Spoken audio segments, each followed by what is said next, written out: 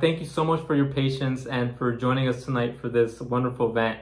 My name is Eric, and I am the Operations and Community Relations Manager at the Institute for Justice Clinic and Entrepreneurship. We're located at the University of Chicago Law School. So tonight you'll be watching our 7th annual Southside Pitch event, and you'll be witnessing 6 amazing Chicago Southside small businesses compete for $20,000 in cash prizes. Every finalist they'll basically pitch their business for about 3 minutes, and then the judges will ask them tough Shark Tank style questions. We recorded each finalist pitch and their Q&A session, so you will get the chance to watch all their pitches in just a couple of minutes. And I also want to let you know that as the audience, you will get the chance to vote for your favorite finalist after all the pitches are complete. So please stick around till the end so you can help us determine which of these finalists should walk home with the grand prize of $8,000. And don't worry, the second place and third place finalists will also walk home with some cash prizes. It's about $7,000 and $5,000 respectively. And we're also really excited to announce that we have a new award this year. It's called the United Airlines Community Favorite Award. And this award is kindly sponsored by United Airlines to celebrate the finalist that receives the most public votes tonight.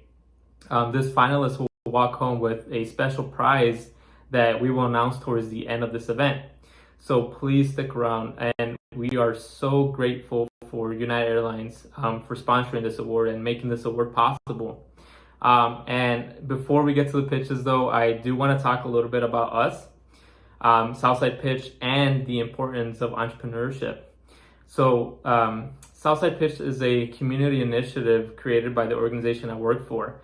We're a legal clinic located at the University of Chicago Law School, and we're dedicated to empowering low-income entrepreneurs in both Chicago and Illinois. We want entrepreneurs to be able to pursue their dreams and live fulfilling lives. So, this is why we fight for fair laws, so people who want to pursue or grow a business can do so freely. We honestly believe that businesses are the heart of our neighborhoods, and we want to make sure that they don't get held up by unfair rules or red tape in the city, or even in the state. Unfortunately, there's a lot of laws that are burdensome and many times unnecessary. So, for example, if you're a small business owner, you probably already know that you need to jump through a lot of hoops just to acquire a simple permit or a simple license. Or if you own a brick and mortar, you probably already know how difficult it is just to get a simple sign up in the front of your business. If you have a story or an experience of Chicago or Illinois laws that have made it difficult or impossible to grow your business, then please reach out to us. We really want to hear your stories and your experiences so we can share these with the city officials and state lawmakers with the goal of building a business-friendly Chicago. Despite all these legal barriers and red tape, small business owners still succeed in Chicago, and we should honestly celebrate their tenacity and their creativity. This is why we host Southside Pitch every year. So just a little history about Southside Pitch. Southside Pitch started in 2013, and it has grown exponentially since then. As the Southside has a lot of passionate people. There's a lot of incredible history and amazing businesses there. And it's super important that we uplift the incredible stories and the business owners that basically, embody the Southside. For example, our third place prize winner in 2016 was a bakery called Justice of the Pies. They make tasty pies, but they created their business with the idea that everyone deserves an opportunity to reform their lives. This business works with nonprofits to serve people in need, and they educate people and children on the basics of cooking. And I want to give a quick shout out to them. If you're looking for places to buy pies for Thanksgiving, then I highly recommend you reach out to them. They have some really tasty and incredible looking pies in their website. So, please check them out at least. Our second place winner in 2017 was Back of the Yards Coffee, a coffee shop in the Back of the Yards neighborhood that roasts and blends and produces their own blends. The owners created this business after noticing their neighborhood was a coffee desert, and they didn't have a community space where people can sit down to drink coffee like other more affluent Chicago neighborhoods. And last year, a wonderful and awesome couple that I got the opportunity to work with, they won first place. Their business is called Magnolia Detergent. So they're a plant-based laundry detergent that's great for people with sensitive skin, babies, pets, and athletes. They created this business after noticing the detergent they kept using had chemicals that were harsh on their baby's skin. And it wasn't even effective enough to remove the powerful odors and stains. I want to give a quick shout out to them. I know they're watching, so thank you to Know With Detergent for being awesome. And these are just a few examples of how phenomenal Southside businesses are. In the past 6 years, we held Southside Pitch to celebrate the innovation that exists in the Southside. So we usually invited these early stage companies and startups to apply. But this year, however, we decided to pivot to more established businesses who are pillars in their community and who have produced some meaningful change in an individual's life or maybe in their community or even in the industry. So we made this change because we wanted to pay attention. We wanted to pay special attention to entrepreneurs who not only have a great business idea, but who have actually pursued that idea. In my role, I get the chance to interact with small business owners all the time. I am honestly constantly inspired and impressed by how creative and ambitious business owners are. These entrepreneurs are, they're some of the most inspiring people you'll ever meet. And luckily, you'll get the chance to hear from some of them tonight. I don't want to spoil too much about who our finalists are, but, for instance, one of our finalists, she runs an urban farm and provides landscaping services.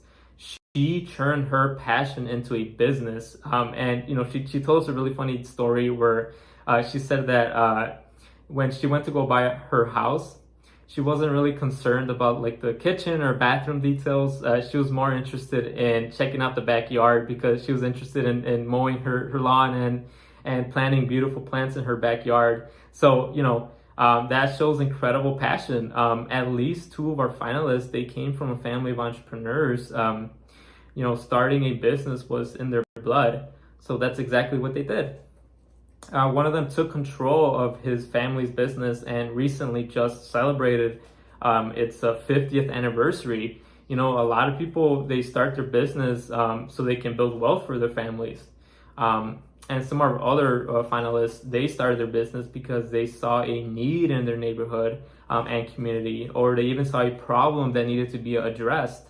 For example, one of the business owners noticed a lot of the parents in her community in Pilsen, they weren't able to assist their children because the schoolwork was they needed to fully understand English to help the kids.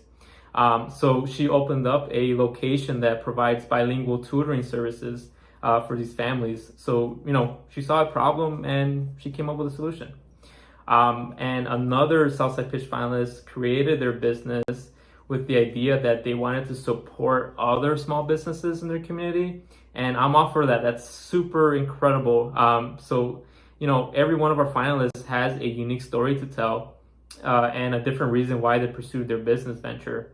But you'll notice that all of them demonstrate, creativity, ambition, and a commitment to take risks in order to produce some type of impact in the world. Like I said, whether it's an impact in their personal life, in their community, or in an industry. So, that's why this year we're going to focus on those risk takers who have decided to take that leap of faith. The business owners who have helped, build up the South Side and are constantly reinventing their business to respond to their customers' needs. And as you listen to the finalist pitches and you're getting ready to vote, please try to look for those small businesses in your neighborhood to support. You'd honestly be surprised by how many gems are hidden in your community. Small businesses, they bring this, they bring a unique personality to each neighborhood. Please check them out. And if you're someone who has a business idea but you haven't yet taken those concrete steps to pursue it, we highly encourage you to do so.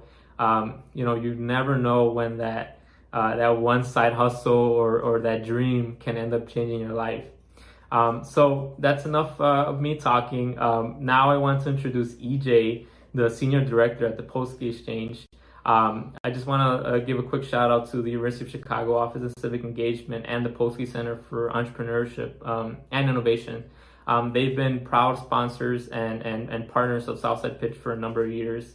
So we're super grateful for their for the continuous support. So without further ado, here's EJ. Good evening.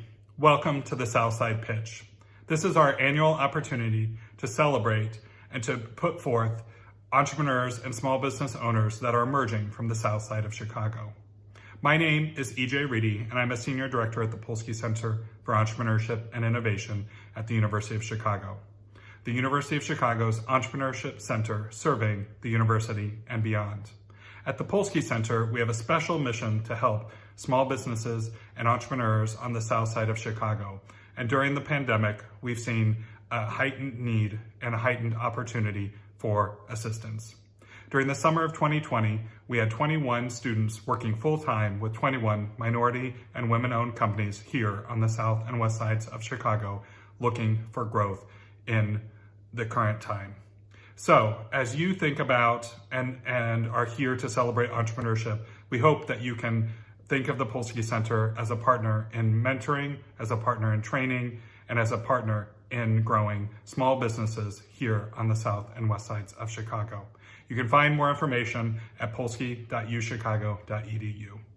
And with that, it is my pleasure to introduce our keynote speaker for this evening, Eric Williams, the founder and CEO of the Silver Room. Eric is a true leader in Southside entrepreneurship, helping to bring so much opportunity and focus towards entrepreneurial businesses here on the south side of Chicago. So without further ado, please help me welcome Eric Williams. Thank you. Cool. Well, thank you so much for having me to give a little talk about entrepreneurship. I started this journey. Wow, it's been about 25 years of me being self-employed. And it wasn't something I actually had planned, to be honest with you. I had a plan to go into finance. I was a finance major. And the idea was to go in and make a lot of money, as a stockbroker. And then, who knows what will happen on the other side. But as I was working my very first job, I had actually asked my manager, could I go out and take a break? And he told me no, get back on the phone. This is back in the day, we were working the phones, making sales calls. And I remember the feeling of not having the freedom to just go out and just see the sun. And so I sat back down at my desk and I told myself I would never want to have a job where I couldn't take a break whenever I wanted to. And the only way of doing that is to work for myself. So end of the shift, I told my manager I was quitting. And he, I was in finance. I was one of the few Black, guys who had a Series 7 and finance degree in this company. And, they were making some pretty decent money. And I was on that same path to make, really great money. And I just told myself that I would never work for money, and that wasn't the point, that my time and my freedom was much more valuable. So while I was in school, I don't know if any of you know the story, I was a street vendor, a street peddler. I was selling T-shirts and hats and sunglasses to pay for school. So when I quit my job, I went back to selling things on the streets. I didn't really have a plan. I thought it would be temporary while I made this plan. And then I would, figure out the rest of my life.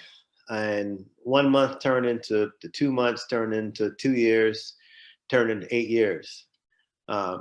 Me on the streets, on the corner of Chicago Avenue and Rush Street, and on trains, buses, traveling around the country with stuff in my, in the trunk of my car, just trying to survive, and the feeling of doing that, I had my ups and downs, and I feel like that experience was the purest form of of entrepreneurship, honestly. As a street vendor. I mean, you're on the street, you're selling things, face to face to people who don't know you, who actually don't, in some ways, even see you as being equal. That was probably the best experience of my life. It was very humbling. I learned so much about people. But most importantly, I learned to treat everybody the same.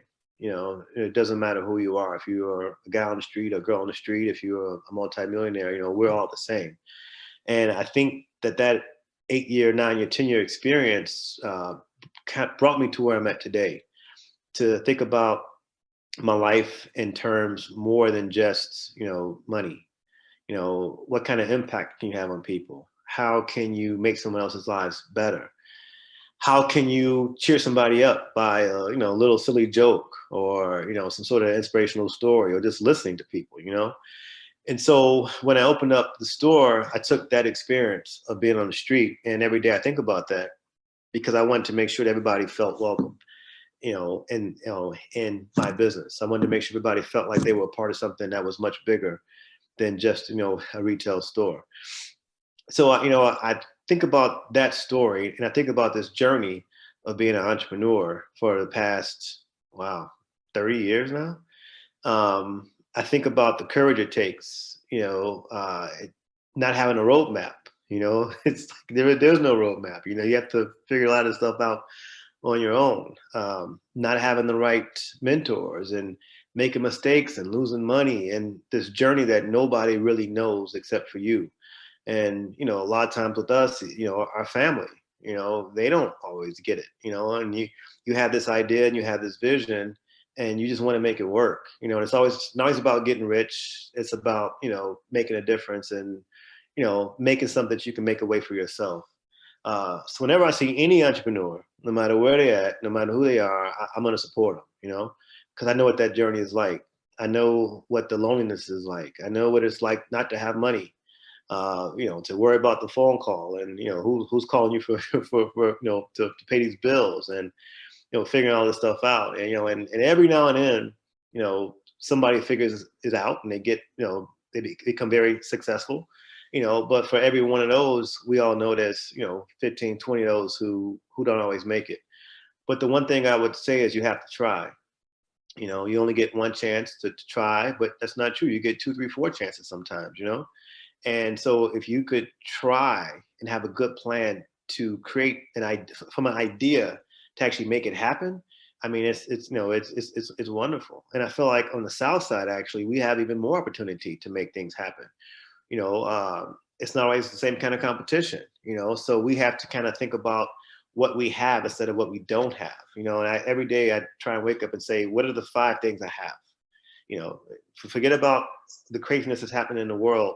What are 5 things that I have? What are 5 good decisions that you can make every day, from making up your bed to exercising to reading something, inspirational, to praying, to calling a friend or whatever that is. As an entrepreneur, you have to make sure that your mind is in the right place. That's the most important thing. If your mind's in the right place, everything else will kind of fall, will fall in place.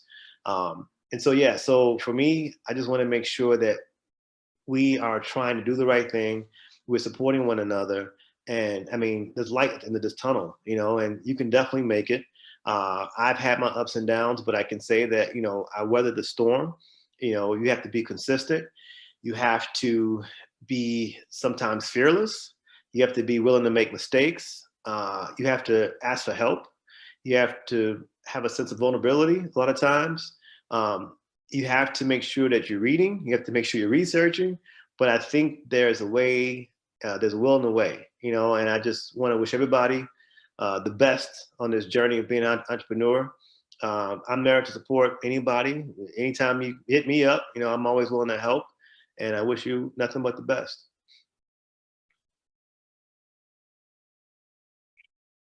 Thank you to Eric Williams for serving as this year's keynote speaker and for an inspiring speech. Good evening, everyone. My name is Salika Bolga Medina, and I'm the policy fellow at the IJ Clinic on Entrepreneurship, and I'm honored to be your MC for the evening. I'd like to welcome you again to the 7th Annual Southside Pitch Competition, 2020 Virtual Edition.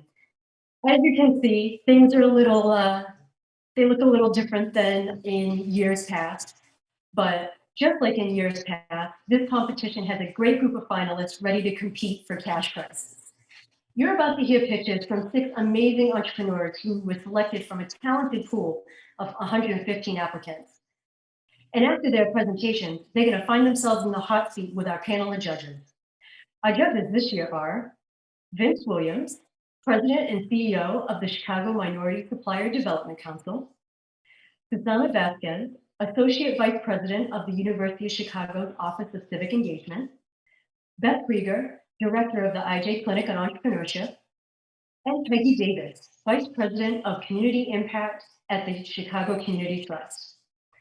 You as the audience are going to serve as our 5th judge, so listen carefully, because after all the pitches, we're going to provide a link and special code on the screen so you can cast your vote for your favorite finalists. Your vote will help determine the 1st, 2nd, and 3rd place winners, as well as the Community Favorite Award. Let's get this competition started, shall we?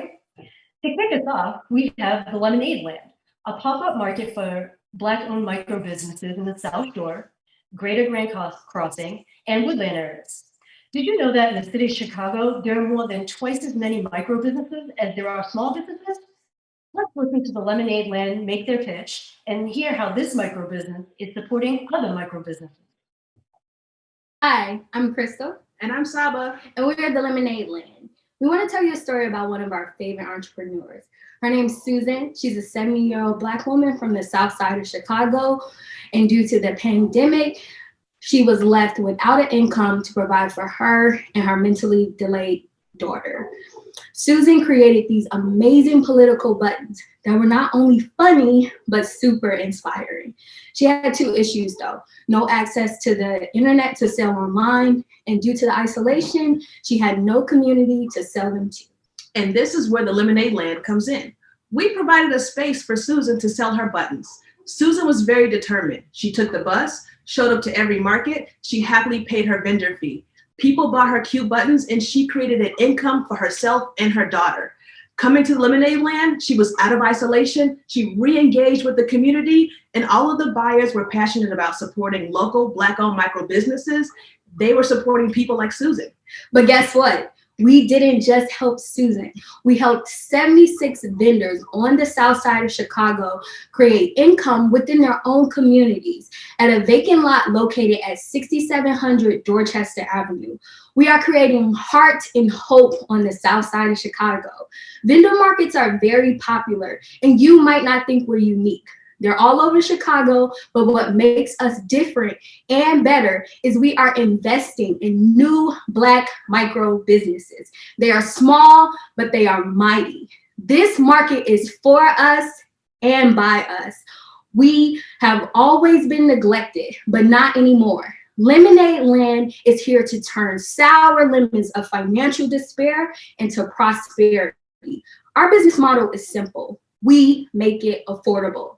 This is how we're going to grow. There's a reason Walmart is the #1 Fortune 500 company. Lower dollars, affordability, and a high volume of transactions. Listen, the Lemonade Land started this past summer with $0, 14 vendors, and in just 2 months, we turned that into 76 vendors and over $15,000 in revenue.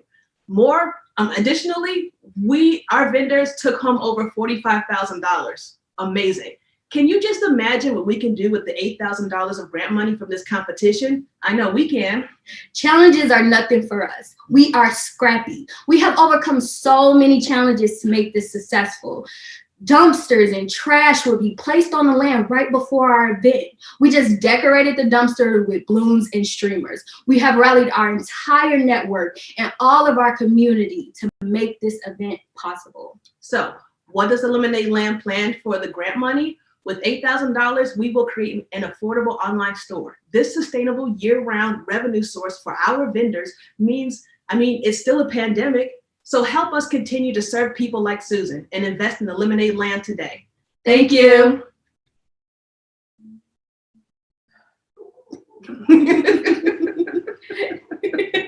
It's like everybody's still over. Yeah, we're trying to get used to this way of interacting. That was great. Thank you. Excellent. Congratulations. Thank you. Thank you. I'd love to start out with a question. Do you imagine growing to more locations? How would you choose that model of growth? You mentioned growth to online, but what would be the growth of your physical footprint? So over the past summer, we were able to host like 30 vendors for each event. And we want to expand to at least 50 to 70 vendors at a time, but it would mean more physical space on outside, but that's just more of the summertime. So in the wintertime, when we move online, we want to be able to continue our growth. So I think currently right now on our online directory, we have over 80 vendors who have signed up on our directory. So we hope to continue to expand and continue to bring them into the forefront so they can continue to make money. All right, thank you. I love it. Great job, great energy. You guys are good. I love the concept, and it immediately made me start thinking, for example, you're located in Woodlawn, right? So you would say Lemonade Land Woodlawn. And then as Beth was speaking, you could have Lemonade Land Auburn Gresham. And that could be your presence, if you will, online. So tell me, have you identified again, being able to pivot with the pandemic, how are you accounting for like weather, and things like that? If once we get back to this new normal, if you will, what does that look like for you? Yeah, so because of the pandemic, we've always been thinking about safety. And so we are constantly fundraising. We have ended our market for the season because it is cold, but our online market basically looks like us doing the promotion and the marketing for these small businesses. That's really what our vending space was. We would host the event, we would put out the flyer, we would distribute the flyer, and most of the people who came to shop was our network. So we plan to do the same thing for the holiday season and the cold weather season online by marketing for these small and micro businesses. And hopefully in the future, when we're able to secure more funding, we'll be able to have heated tents and things like that to host the holiday market right here on the South Side.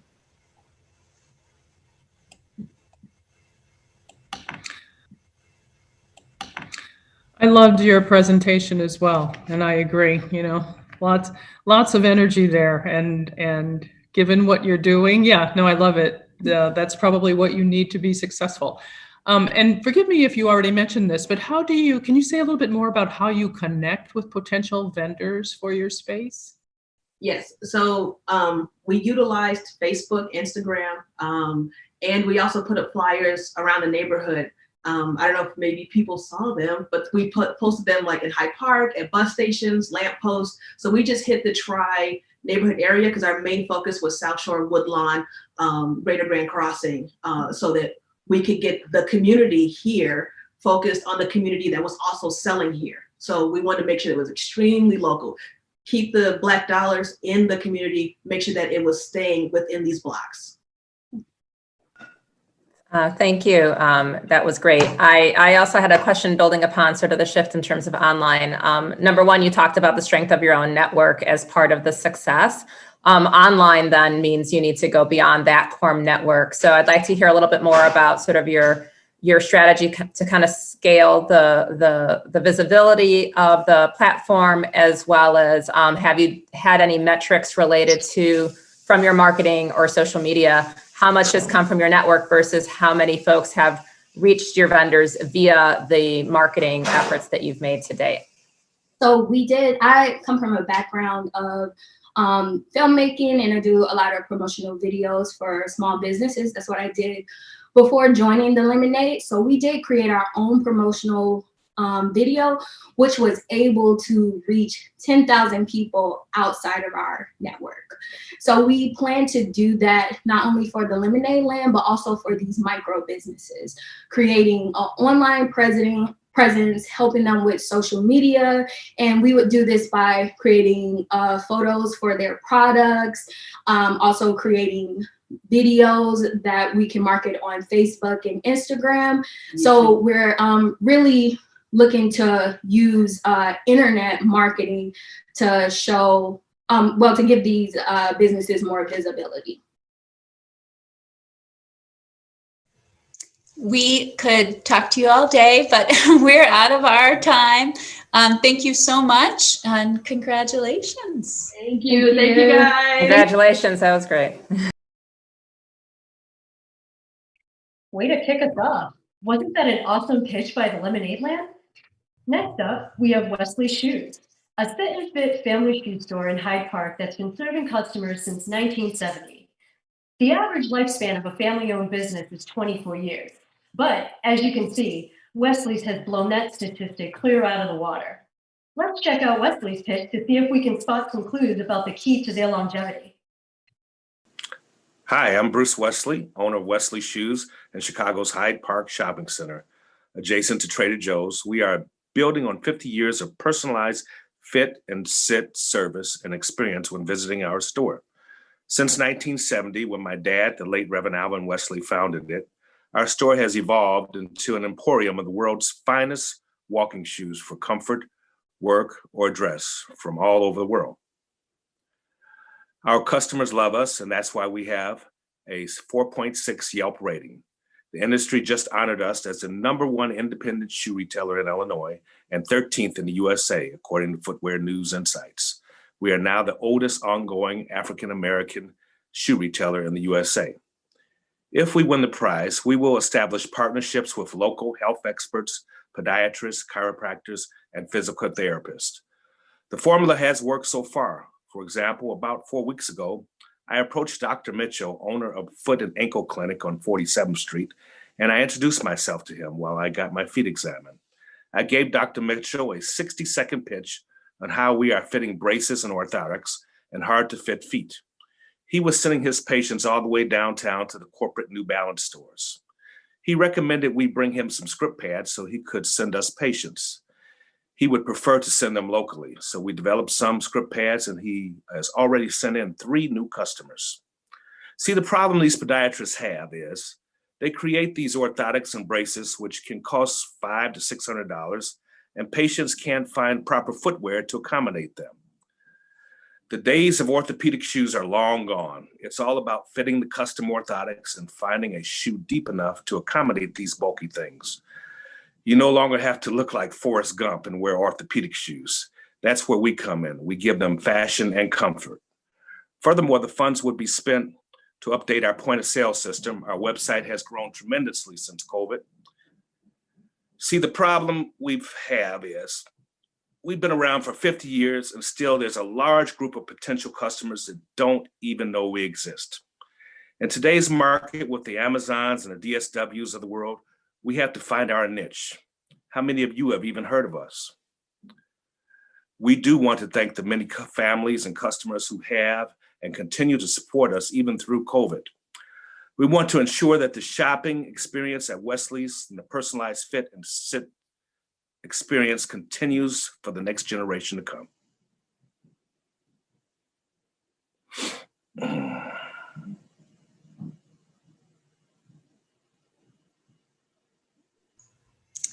Thank you. That's wonderful. And every time your name comes up, people say, "Oh, they're an institution." So, so I know you are a beloved fixture in Hyde Park and beyond. I'll kick us off with our Q&A session here. Sure. How do you think the longevity of your business and your family history in the business makes you different as you try to compete in a world that is changing so quickly and where you're adapting to competition from online retailers? Well, I could just say we've made all our mistakes already. We've made enough mistakes, and we paid for them and paid the price, and we've learned through experience, trial and error. We have a great team of people here, experience, and we bring in new blood, new people who have helped, who understand the program and what we're doing. So it's been a learning experience, and we continue to grow. For instance, we started introducing our business to chiropractors now. We just met a gentleman on 55th Street, Dr. Hickenbacher. And we introduced him to our business, and he's wearing a pair of our shoes. So yeah, he loves them. And of course, he's going to send his patients over, and we've given him some script pads. So, we're just trying to continually grow the business, create niches so people can understand the fit and sit service and the experience that Wesley Shoes offers.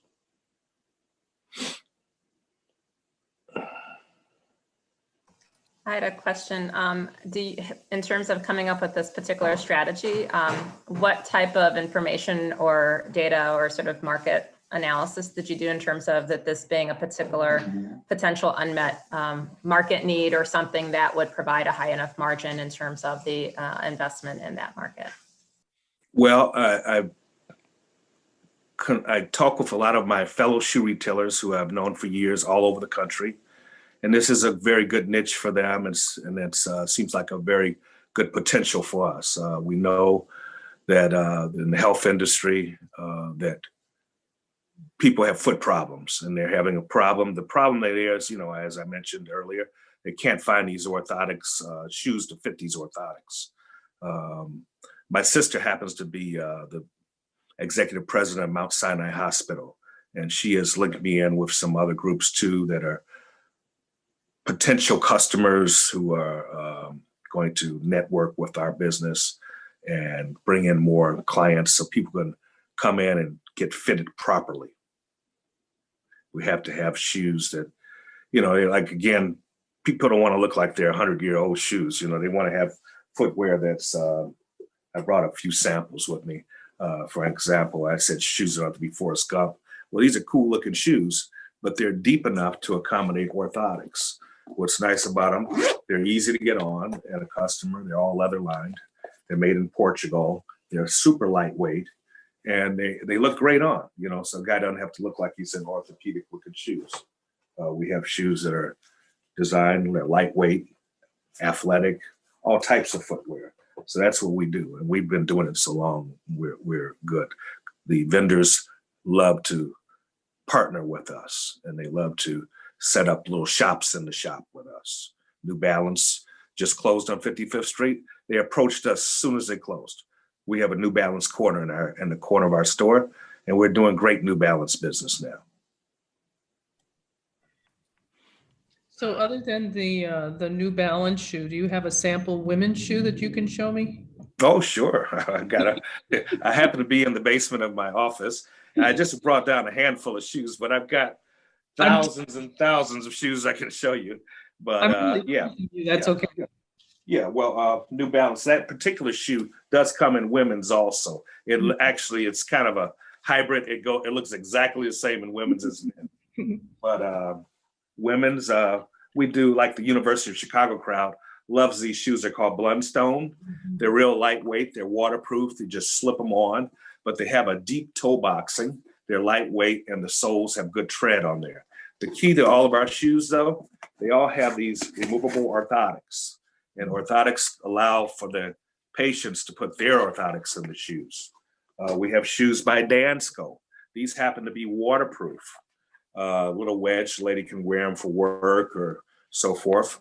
What's cool about their shoes, again, they have these removable orthotics in there, and they're deep enough to accommodate the bulky orthotics that these podiatrists are making. They really can't find footwear to fit these shoes. You just can't walk into a regular store and just pop these in any shoes. This is a local supplier. These are made in Poland from a company called V Italia. We carry this shoe for the last probably 8 years. Every year they just change the colors. The cool thing about them, they all have these inserts. They're deep enough to handle a brace and orthotic and so forth. Now we do carry a few little cutesy shoes too, but those are not designed for orthotics or things like that. We're closing in on our time. Sure, yeah.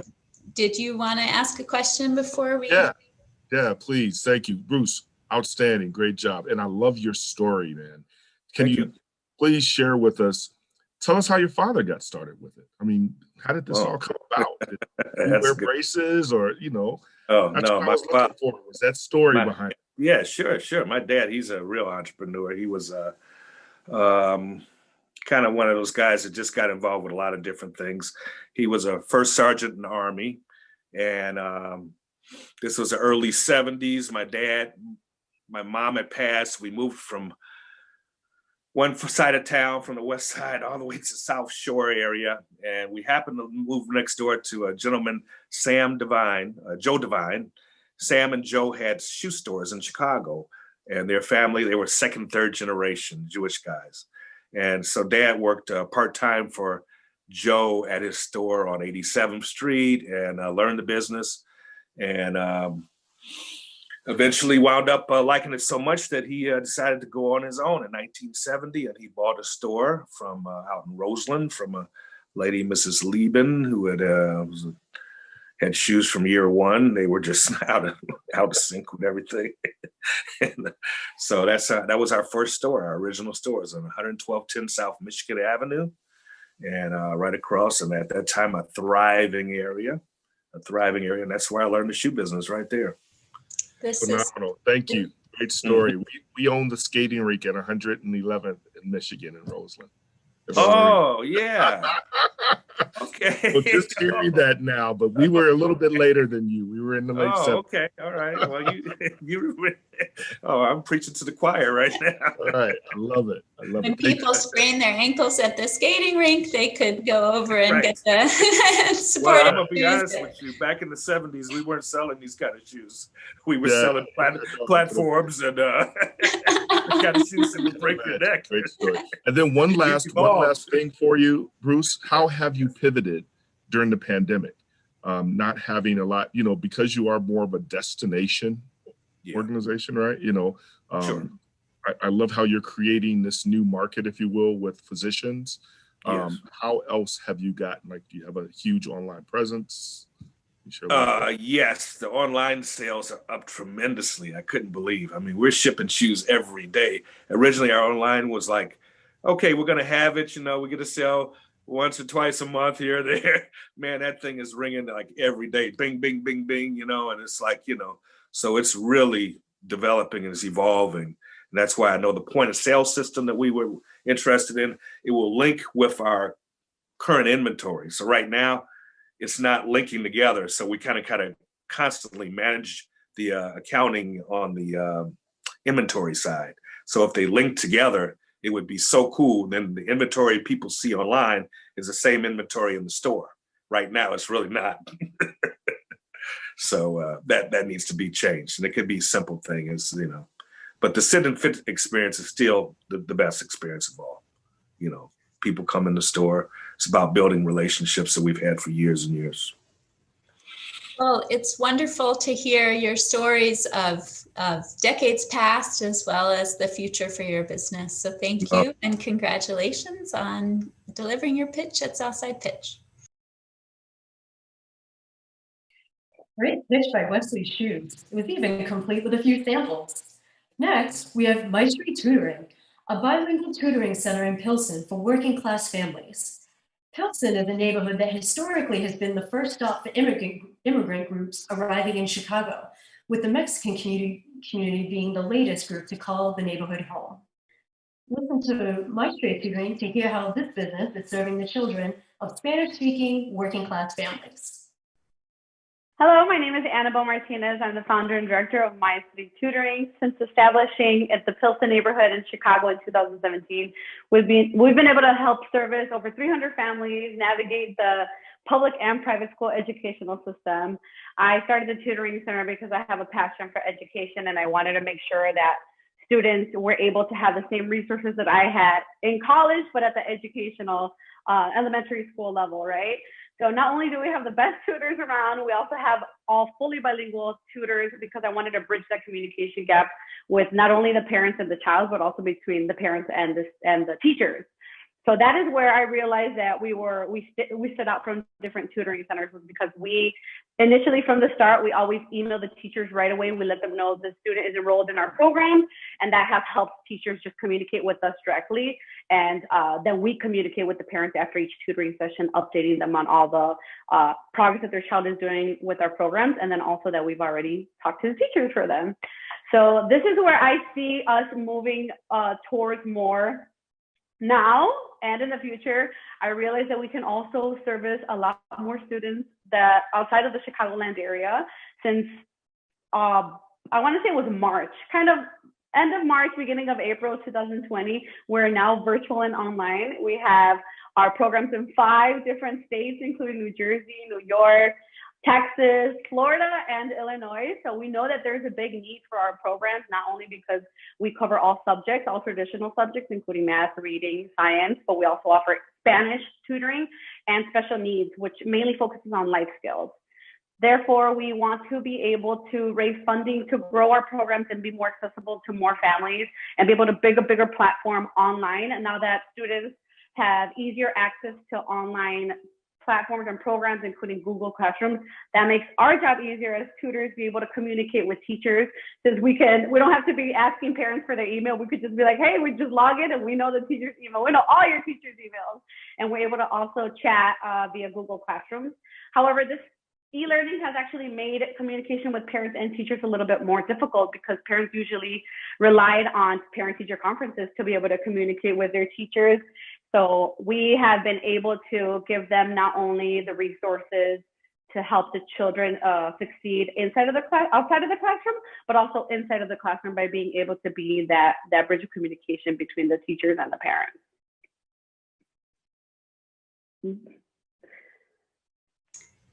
Wonderful. Thank you so much for telling us about Maestri.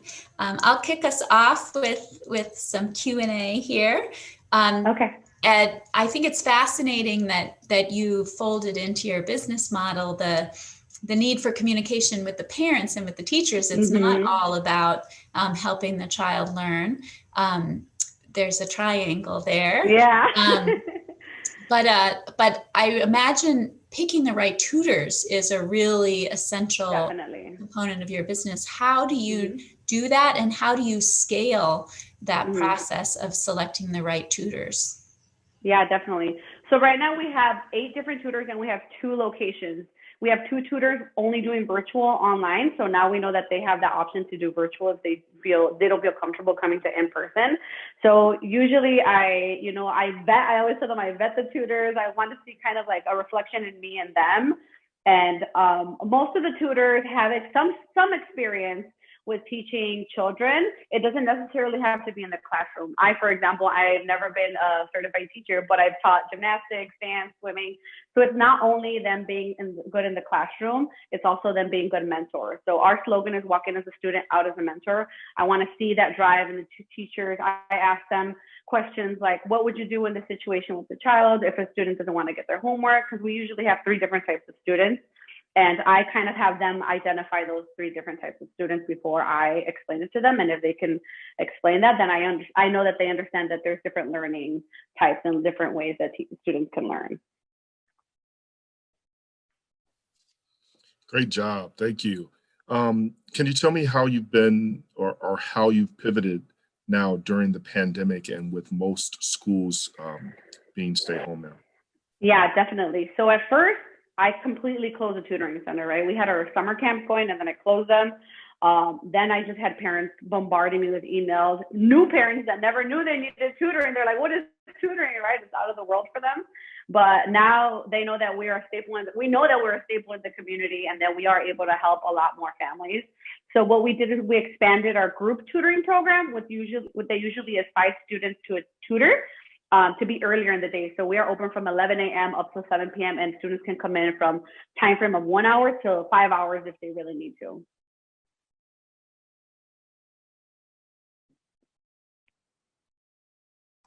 Hi, great job. Can you explain again or a little bit more detail the use of the resources and how that would specifically help you to kind of scale or strengthen the business model?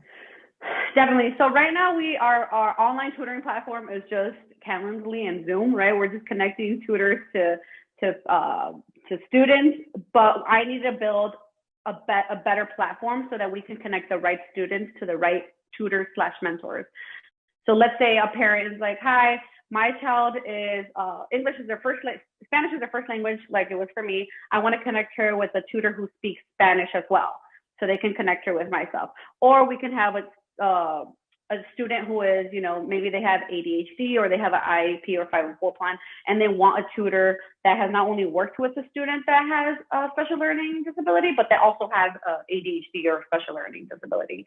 Or maybe there's a student that is very introvert and they play violin or they play music. So we'll be able to have a tutor that is also interested in that hobby. So that is the goal. We have a big pool of tutors. It doesn't only have to be bilingual tutors. We want to have bilingual tutors. We want to have tutors that have different hobbies. We want to have tutors who are economic professors in college who want to help younger students. So it's kind of like coaches, right? Like now that we're older, I see coaching or therapy and I'm like, I want to make sure I find the right therapist that's going to be helpful for me, that can match exactly or can understand my experience. So that is what I want to do. And on top of that, we also help the teachers and communicate with the teachers. And that's how we get a lot of students. A lot of our students are in the same classrooms because the teachers spread the word and it makes it easier for them to be able to focus on what they do in the classroom. Thank you. That's great. Obviously you love what you do. Yeah. My question is, can you share a success story Yeah. where one of your tutors has helped make a difference one of your tutors has made a difference for us. Yeah. One of my best success stories has actually been, so we've been established for 3 years, since 2017. So we have had students that are 5th grade and now 8th graders, or 8th graders and now in high school. And the best thing that I've seen is that they want to come back and they want to volunteer and help the others. I'm going to cry. They want to help the other students, right? Now they feel comfortable. At first they started not feeling comfortable in understanding the subject material, but then once they gain the confidence, I always tell them my favorite quote is, teach what you learn and learn from your teaching. So I'm like, now you know your multiplications. When you're in class and someone needs help, you can tell them that you can help them, right? You be a resource for others. So now I have students that are like, I want to be a tutor, and I was like, yes, that's the new career. So I love that the kids love coming to tutoring and they feel like it's a safe environment for them to be able to grow and develop. Thank you. Mm-hmm. Thank you so much, Annabelle. We've reached the end of our time. I'm sure we could talk with you for a long time beyond this, but we've used our 5 minutes. Thank you so much for sharing. Thank you. No, thank you so much for your being part of this whole experience with me.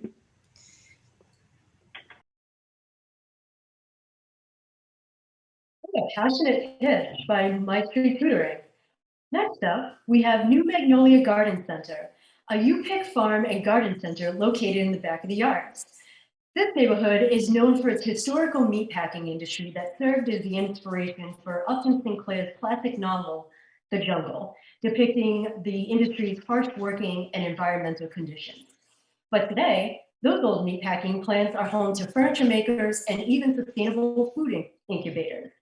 Let's check out New Magnolia's pitch to learn more about how this business is playing a role in the sustainable food culture and adding to the beauty of back of the yards. Hi, my name is Latia, and I'm the owner of New Magnolia Garden Center, located in the back of the yards neighborhood. Riding through our neighborhoods, I can't help but to notice the lack of color, warmth, and space to relax and enjoy each other in. Our neighborhoods have a shortage of produce stands and grocery stores for the community to buy fresh and healthy foods. As a member of the community, I work to change these shortages by sharing my knowledge and love for nature and plants. I'm so passionate about plants because looking and smelling their flowers soothes the anxiety in my mind. They feed me the oxygen, nutrients, and energy that my body needs. My plant experience has been so fulfilling that I want to share with the world, which feeds my soul by giving me purpose. And so our mission at New Magnolia Garden Center is to help people connect back with nature. We want to share the plant experience so they will feed the minds, bodies, and souls of the community. We do this by offering affordable landscape services that will add color, warmth, and space to enjoy friends or relax after a stressful day. Our U-Pick farm offers healthy, fresh options that will feed the body the nutrients and energy that is needed. When challenged with COVID, we added a veggie delivery service in order to keep healthy options available for everyone. We offer houseplants for you to create a colorful and warm indoor space and to filter the air and add oxygen into your home. My crew of 5 has successfully served thousands of customers operating our business out of farmers markets. It's time for us to now move on. Feedback from our current clientele demands more and we want to give more. So we developed a growth plan. Receiving this grant will help us meet the goals of our growth plan, which is to double the square footage of our farm, which will allow us to grow more food for the community and allow us to accommodate programs like WIC, which will add a new revenue stream for us. Our next goal is to have a fully operational garden center with display gardens. We will use these display gardens to help show the proper use of plants. We believe if you see it, you will learn how to use it, therefore you will buy it. Our last goal is to feed the souls of the community by making connections. Our garden center will have a seating area with a tea and coffee bar. We want people connecting with people, and plants provide a gentle, non-judgmental conversation piece that will lead to other conversation. Talks break down barriers, helping us to develop a sense of understanding, kindness, and compassion for one another. And now my time is done, but I will leave you with some advice my granny often shared with me. Don't look at gardening as a dirty chore, but an opportunity to grow. Thank you.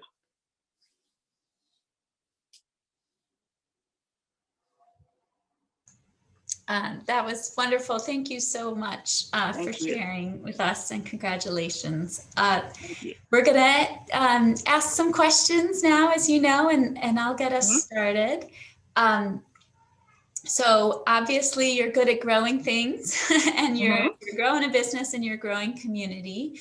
How do you plan to grow your footprint? How can you acquire more land? Do you have a plan in place for that? And what do you need to do to buy or rent that land?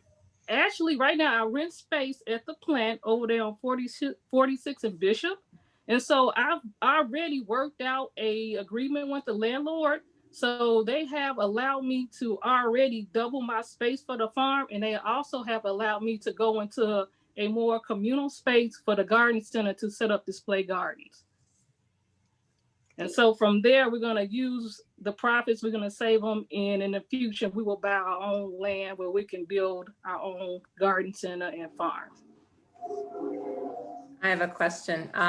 It's a great presentation, and obviously you got some inspiration from your grandmother. I'm curious, you can like gardening and you might be able to run a business. How did you build the skills or learn how to do both? Garden and then also have a business that would work, that you could scale? Well, as far as the gardening part, I actually went to school. I studied horticulture, and I also studied sustainable landscape design.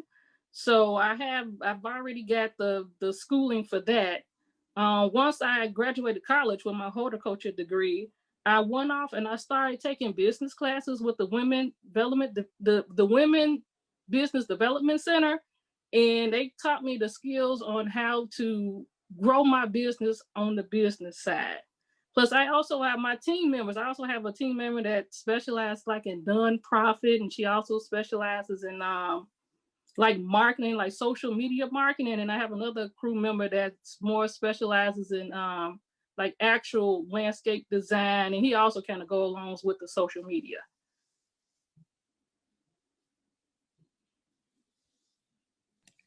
Hi, I loved your presentation. Thank you. Can you say a little bit more about your veggie delivery services, why you chose that in the pandemic, and what it say a little bit more about, how it works? Okay, well, we end up developing the veggie delivery system because just as the COVID pandemic broke out, that's when the farmers markets started opening. So we had to find a new way to get our products out. So the way it works is you can go on our website, and the first thing under like our web store, you'll see is a veggie delivery box. And what you can do is you just click whatever week you want vegetables for, and that's the week you will pay for, and that's the week we would deliver them to you. So we're a little bit different than a CSA because you don't have to pay up front. You basically pay as you go. I mean, if you want to, we have like weeks in ahead of time. So if you want to pay for weeks at a time, you have the option, but it's really pay as you go. Thank you. Yeah, really great concept. And is it Latia? Yes. Latia, yeah, really good. So thank you. Have you worked in how, let's see, I had it there, but when I looked at your name, it just didn't look the same. So how are you working with the communities? Like, are you working with teaching, kind of like my grandmother would always say, you can give a man a fish, right? He'll eat for a day, but you teach him to fish, he'll eat a lifetime. I'm thinking that same thing applies here in gardening. Are you able to do that with, say, just some of the community and the kids and having them out and teaching them about sustainability and things like that? Okay, just recently I was granted through the city of Chicago this program to work with young adults and kind of like older teenagers.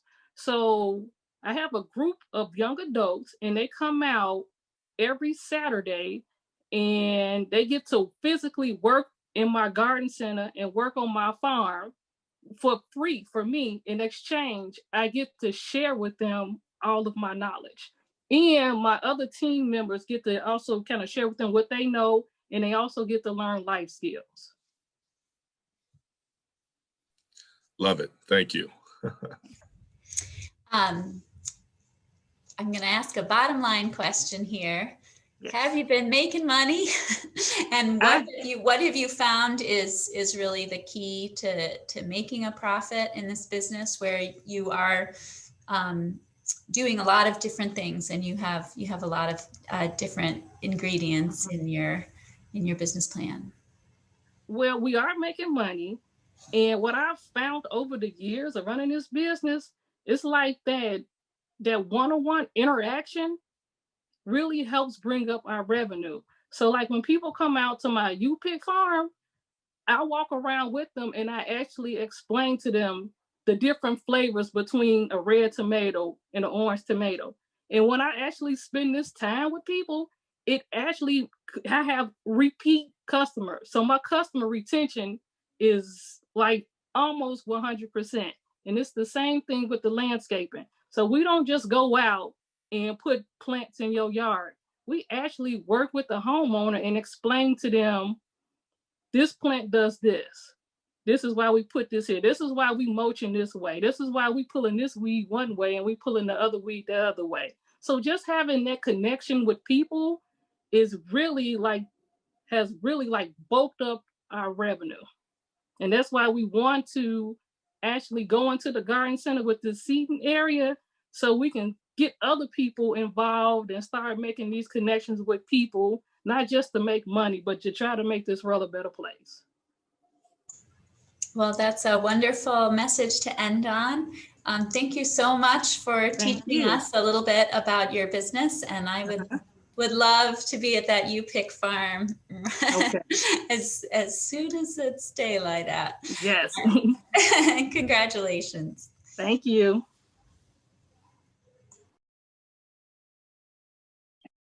Wasn't that a great pitch by New Magnolia?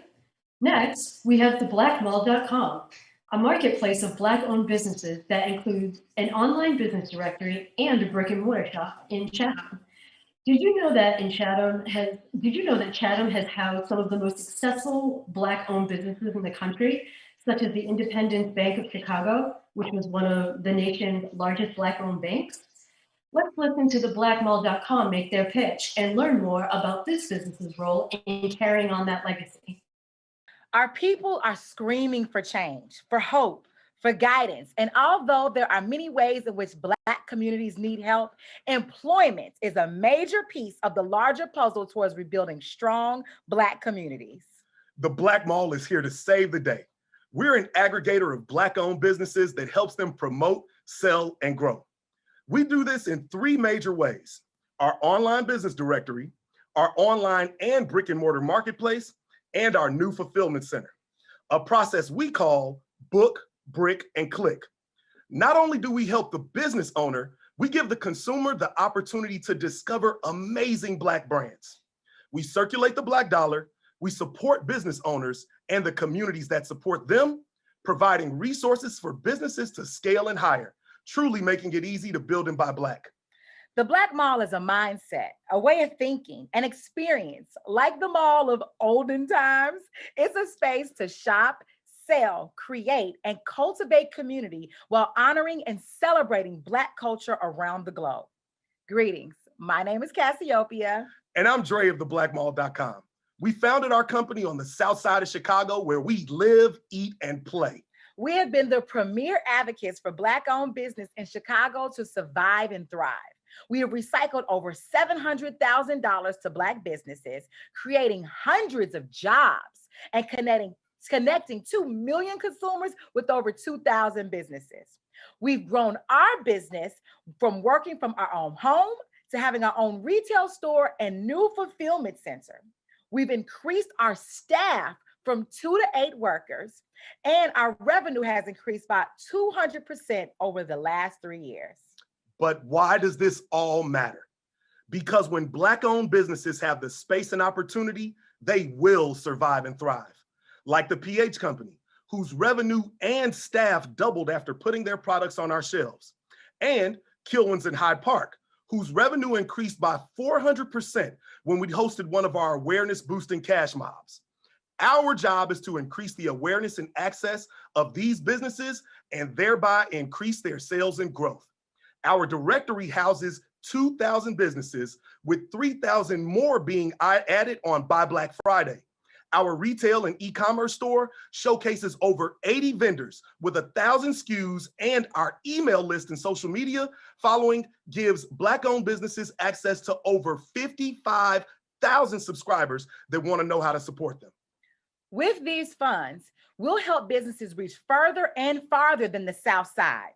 With an upgraded website, new fulfillment center, makerspace, and new job opportunities, Black creators will have a place to produce and ship essential products to excited consumers across the globe.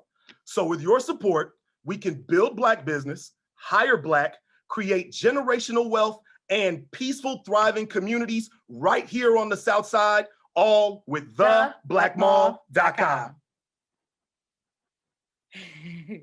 Thank you. Thank you. Thank you all. Fantastic and perfectly timed. You nailed that 3 minutes. I have a feeling you Thank might practice. I'm curious about what your marketing plan is, because so much of this business idea depends on, getting in front of people. It's not you build it, they'll come.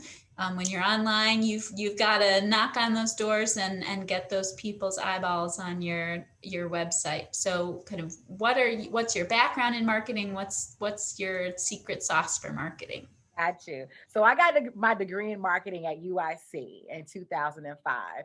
And I've worked in campus programs and student activities, all departments where you have to continually market. So what we have actually been able to gain is our email list. We started this because we were hungry. We were party promoters. And we were hungry. So we had a party promotion email list already, and it had 5,000 majority Black Chicagoans on it. And we started to realize that, we want to be able to get access to Black-owned businesses, but we don't really know where to find them, or people don't know where to find them. So we started looking for them ourselves and started finding these amazing jewels. And we said, let's alter our party promotions email list of those 5,000, and let's utilize this as a space to help advertise these Black-owned businesses, to put them out there, because it was inexpensive and lots of the reason why Black-owned businesses don't promote is because they don't market, because they think it's too expensive. So we said, we're going to do this for a really nominal fee and help put it out there. We've now grown that list from 5,000 to 30,000. And we also have 25,000 social media subscribers. So that is our base. We actually do a lot of heavy marketing from our own base. Within our own network. But then we also venture out, of course, and do outside advertising with other email lists, with social media, through guerrilla promotions, radio, and talk shows. Yep. And we have a relationship with the Nation of Islam that, focuses on Black economics, and Cassie's able to go in and speak to the national audience pretty much whenever she wants to, at least once a month. So that's something that's been really helpful. Additionally, we've bolstered our website now to offer affiliate services. So people will be able to sign up as an affiliate, and we'll kind of use that as some organic marketing as well. The marketing piece, as you said, it really is what this business will take. Luckily, we have a network of 2,000 to 5,000 Black-owned businesses that we use as our wider funnel to go after. So we market to them and advertise to them, and they spread the word. Yep, and we offer them incentives, discounts, or freebies when they refer new businesses to our site. Great, thank you so much. Thank you. Thank you. I had a question about the fulfillment center. Can you talk to me a little bit more about that concept? Yes. All right. Yep. Go ahead. Right. We are super excited about this. So when getting into this business, not only where we started off with focusing on the brick and mortars and highlighting them, but what we actually got pulled into were lots of vendors, people who are makers and producers who don't have the funds yet to have their own brick and mortar space. But they go to trade shows. From once we got to know them and understand what their needs were, they said, we need to be able to showcase our products every single day. So then that's when we started the retail store. But from there, then they're like, okay, I'm growing, but my house is too small. I can't pick and pull and make all in this one little space. And so now we started doing the research and find out what's necessary to create our own fulfillment centers so that there is a space for these producers and makers to create their products, to store their products, then to actually have workers that are here to actually pick, pack, pull, and ship their products to. And they'll be able to, so our fulfillment center, right? We have our retail store is on 79th Street. The unit right next door is our fulfillment center. Mm-hmm. So we are in a remodel right now. We received the Retail Thrive Zone grant, thank God, right? Woo! And so we are, so the fulfillment center is under construction. We will charge for square footage and for additional services like picking and packing. But it's really convenient for the businesses and for the producers to be able to go to make it, show it in our showroom, our retail store, and ship it off to the people that want it. So it made sense for us. It was our growth opportunity. We recently graduated from Goldman Sachs 10,000 small businesses, and that was our growth opportunity to be able to move into fulfillment. So yep, that's where we are now. Thank you. I'm going to defer to Vincent because you all are way ahead of me. Oh no, you're doing good. No, it's a good thing. I am so impressed with you. Oh, thank you so much. Great energy. Wow, I can't believe the way you guys feed off of each other. All of that was just amazing there. And I also do some work with Goldman Sachs, so I could tell that's part of that growth plan there that you guys are doing. Yes, sir. Yes. Yeah. Really good. Have you, or tell me more about what you will use this for? How this will help you scale. What we'll use this for? Okay. Yeah. So we are marketing even more so. So your first question was asking us about our marketing, and we have our network, but we definitely want to expand.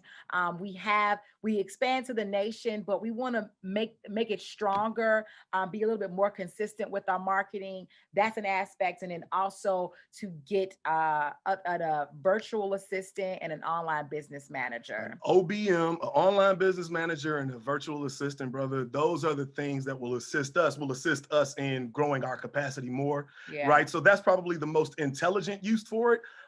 Additionally, brother, we going through a remodel. So every dime counts. That's all I can really tell you, right? We can tell you what we plan to do with it. To be perfectly honest, we're going through a remodel. So every dime counts right now. Yeah. I love it. I appreciate that honesty. Good stuff. Well, I think we've burned through our 5 minutes like anybody doing a construction project burns through a budget. Right. There's so much to be excited about in what you've accomplished so far and what you're imagining for the future. So thank you so much for sharing it with us. Thank you very much. Thank you all. Thank you. Yeah, high octane pitch from theblackmall.com. Last but not least, we have Kiddo, a children's shop in the South Loop focused on representation and inclusivity. Did you know that the entrepreneurial spirit often runs in the family? A recent study showed that almost 50% of entrepreneurs grew up in a family business.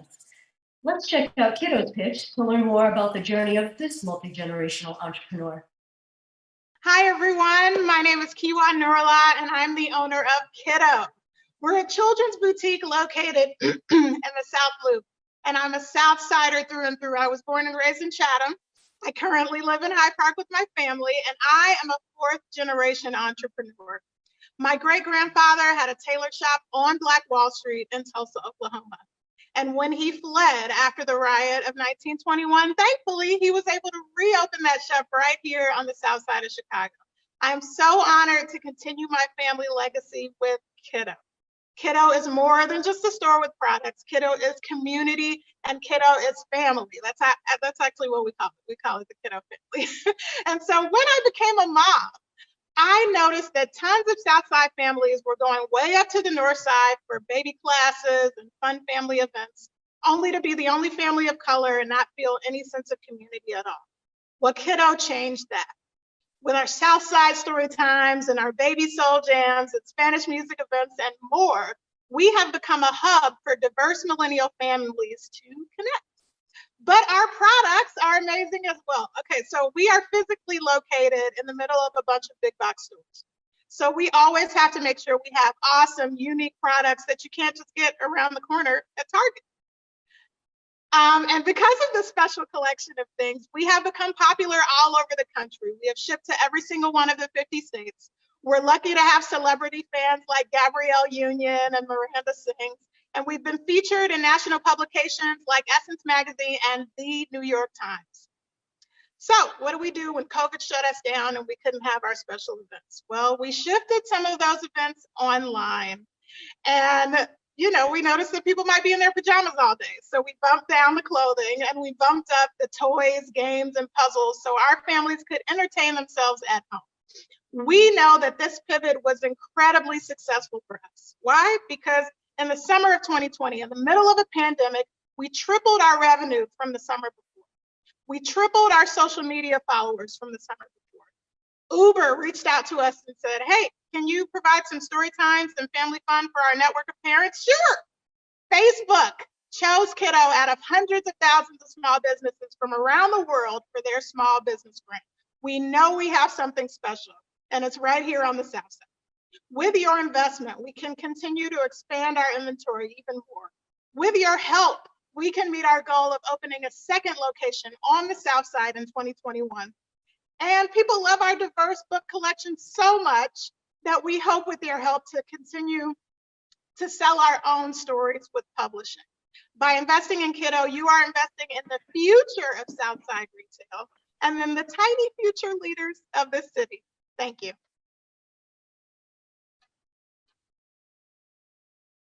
That's it.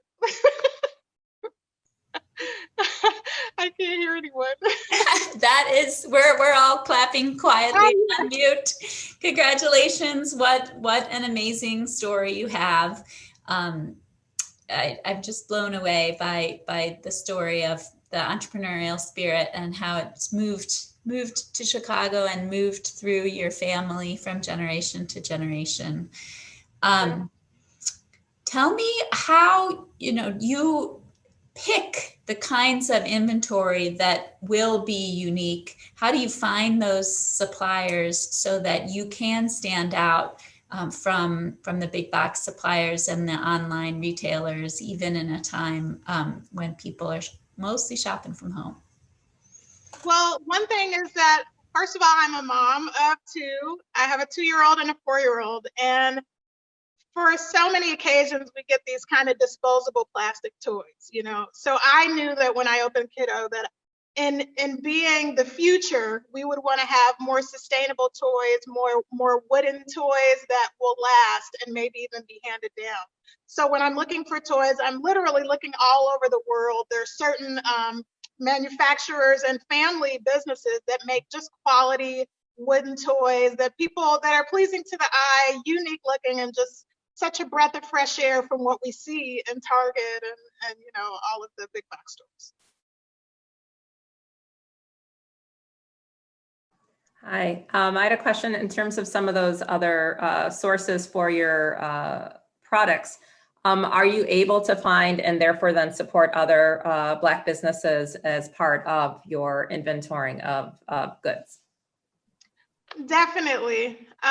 We are always paying it forward. First of all, in the classes that we had in the shop and even now online, I'm always making sure that we have music educators of color, dance instructors of color. If there's someone teaching a class, I want there to be someone represented that our families aren't used to seeing. Also, in terms of the vendors, what was so disappointing is that in February, one of our last big events was called the Black Made Market. And at an empty space here in the shopping center where we are, I filled it with Black vendors of various things, you know, artisans who made jewelry or clothing or candles and that type of thing. And so it's almost like we ended on a real high before everything shut down. But that's something that's always on my brain. I'm always looking to support Black vendors, other moms who make things, other women-owned companies. So that's definitely something I look for first. And then, you know, if I can't find that, then I'm looking other places. But yeah. Hi, I loved your presentation and your story as well. So thank you for sharing that.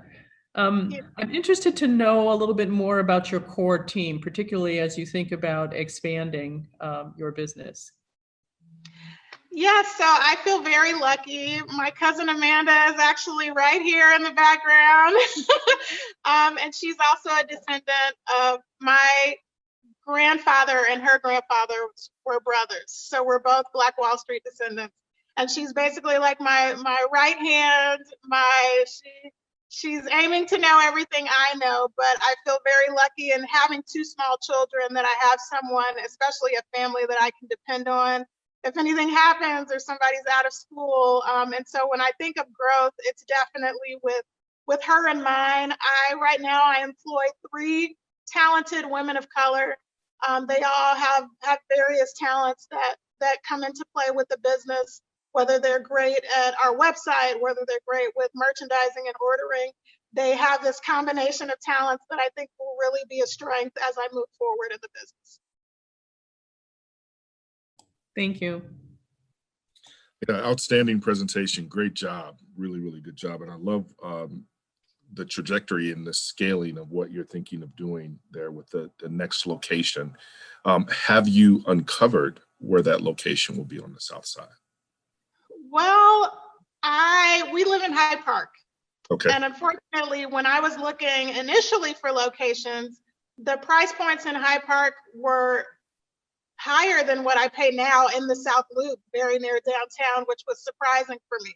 So I'm actually hoping that because so many people have had to close their businesses due to COVID, that I can move into our home neighborhood and come up with that right negotiation to just be down the street and really sell to our network of families that's so close to home. So that's what I'm hoping for, is that I'll get the right landlord who's like, hey, you can have Kiddo or you can have nobody. and slide on in.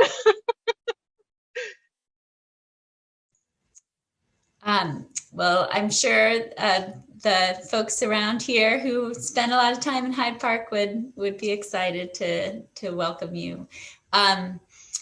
You are a creator of stories, and you mentioned the tantalizing plan to publish some of those. And you have a story of entrepreneurship yourself, of course. I'm curious how you define what it means to be an entrepreneur. I would define that when I think of entrepreneurship, I think of the lack of fear. There's something in trudging your own path where you just have to be, it's about confidence, but it's also about, you know, just there's no fear attached.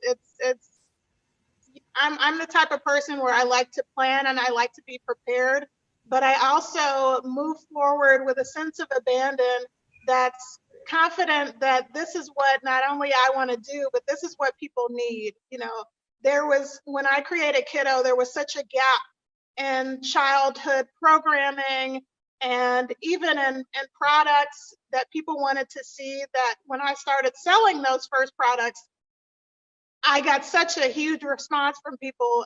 It made it obvious to me that there was a gap and that they weren't seeing what they were now getting. And so when I think of entrepreneurship, it's definitely with a confidence and a lack of fear that what you're presenting is better than anything else out on the market. And I'm thankful that I have the know-how to also make it come into fruition with a full-on brick and mortar store. Well, that is the perfect perfect note for us to end our time. Thank you for sharing your courage and your abandon with us as you gave your energetic pitch and participated in Southside Pitch. Congratulations. Thank you. Thank you. Thank you. That was an excellent pitch from Kiddo. All of these businesses are truly amazing for so many different reasons. Thank you, finalists, for your incredible pitches, and thank you, judges, for your great questions. Now is the time to vote for the finalist you think should take home the $8,000 grand prize. For those of you watching at home, you're going to see a website and a code appear on the screen. Just visit slido.com, enter the event code, and then click on polls. After that, you'll see all 6 businesses. You will have 5 minutes to cast your vote. So let's get to it. All right, audience, let's cast those votes.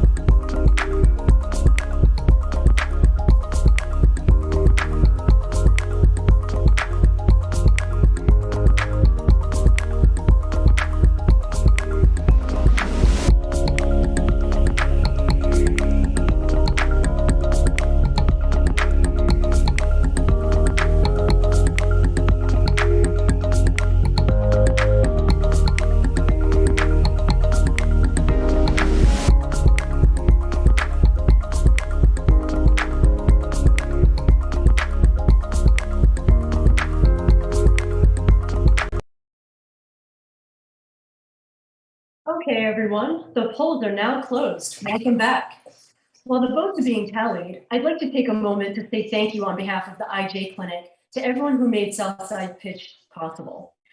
First, the IJ Clinic would like to thank our University of Chicago partners, the university's Office of Civic Engagement and the Polsky Center for Entrepreneurship and Innovation for being long-standing sponsors and partners of Southside Pitch. Second, we would like to thank organizations who supported Southside Pitch from start to finish and helped spread the word about the competition. The organizations who helped make this event great are the Southeast Chicago Commission, Sunshine Enterprises, University Coworks, the Morgan Park Beverly Hills Business Association, the 51st Street Business Association, the Chatham Business Association, the Greater Southwest Development Corporation, and the Washington Park Chamber of Commerce. And now we'd like to thank the people who generously volunteered their time to serve as pitching coaches and share their expertise with our finalists. Jeffrey Eschbach, Steve Johnson, Kyle Johnson, Victoria Nunez, Isra Omar, Bruce Montgomery, and David Lubin. We also owe a huge thanks to Christopher Schneider from the Polsky Center, who helped us create the 2020 virtual edition of Southside Pitch. Christopher, your technical support, expertise, and your patience were truly invaluable.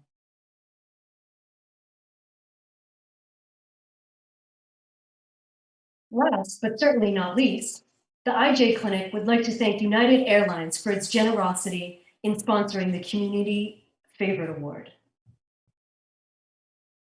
Okay, the votes have been tallied, so please welcome back Eric Castellan to announce the results.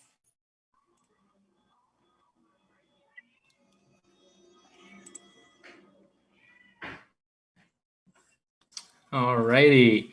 Thank you, everybody, for voting.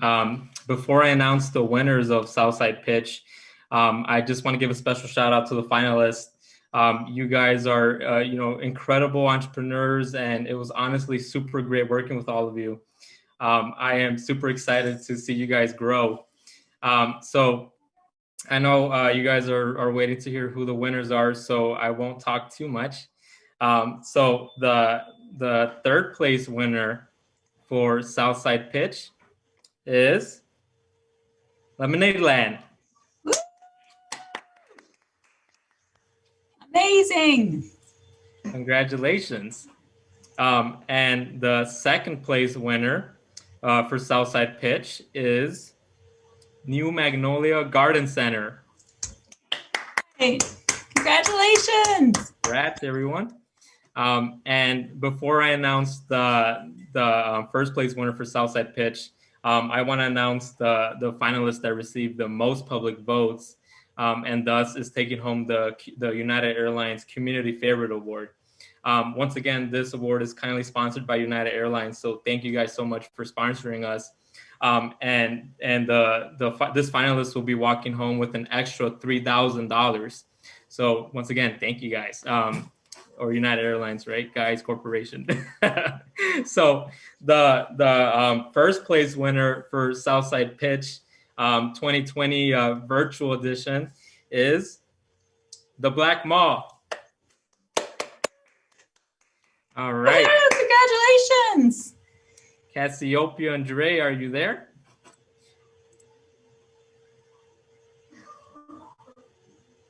Hey. Yo, what's up, everybody? Come on. How are you guys feeling? Man, we're so grateful, man. Give thanks. Give thanks. Thank Give thanks. God. Everybody out there in the world. What's up, y'all? Yes. Thank you so much. Thank you all. Yeah. Everybody, y'all did so great. Yeah. Everybody was amazing. It was so tight. Shout out to all of the finalists out there. Right, we've been back here. Everybody's like, man, that was good. That was good. That was good. That was good. It's gonna be tight. But we definitely want to say thank you to all of our partners. Yeah. We WDB Marketing, yes, the Black Coin, Red Level Entertainment, ThinkBox 312, Bean Soup Time. CBWP. CBW Productions. Like they're just, so many people that helped us along the way, man. Our moms. Our mothers. Our children. The Polsky Center. Eric, we thank you so much, brother. You did a great job, man. Yes to you. Yeah. I don't know. I'm feeling like we at the Oscars and stuff. I don't know who we're missing. We should stop talking. Our best friends. Yep. Everybody that voted. Sorors, fraternity members. Delta, Qs, everybody, we love y'all. And so everybody that loves the store and loves group, what we do. Tribe, Black Business Tribe. Plant-based African. Yeah, man. We got so many businesses we rock with. We can't say them all, but we thank everybody. We love you. Yes, we love you all. Thank you. Try to turn our heads, not our hearts. We love y'all so much. Give thanks. Yeah, and I realized that it was a little, I didn't really directly announce who the Community Favorite Award was, but the Community Favorite Award was you guys, actually, the Black Mall. So I meant to say, we're award and the first place. All right. Zalika, are you there? Man. Yeah, we are so grateful and thankful. I am here. All right. Congratulations again to the Black Mall and a job well done to all of our finalists. And in the spirit of supporting small businesses, I am so happy to announce that none of our finalists are going home or, in these unique times, staying home empty-handed. That's right, you heard correctly. City Tutoring, Wesley Shoes, and Kiddo are each being awarded $1,000. Congratulations, guys. Congratulations. Woo! Yes, congratulations to everyone. You should be very proud of yourselves. You completely blown us away, and we're very happy for all of you. Here at the IJ Clinic, we pride ourselves on empowering entrepreneurs to stake their claim in the American dream through business ownership. We take our mission to support Chicago's lower income entrepreneurs very seriously, whether it's helping a yoga wellness center negotiate a commercial lease, or we're standing up to City Hall on behalf of street food vendors' rights to earn an honest living.